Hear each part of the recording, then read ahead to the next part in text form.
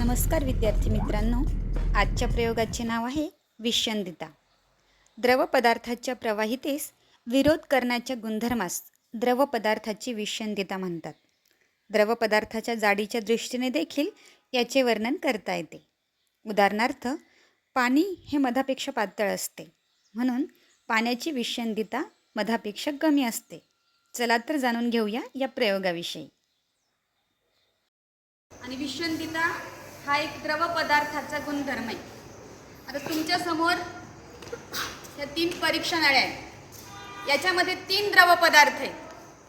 3 परीक्षा नळ्यांमध्ये 3 द्रव पदार्थ आहेत। एकामध्ये पाणी आहे, हे पाणी आहे। एकामध्ये ऑइल आहे म्हणजे तेल आहे, आणि एका परीक्षा नळीमध्ये ग्लिसरीन आहे। असे 3 प्रकारचे 3 द्रव पदार्थ या ठिकाणी आहेत। आता बघा, त्यानंतर त्या तिन्ही द्रव पदार्थांमध्ये खाली एक छोटी गोटी सुद्धा आहे।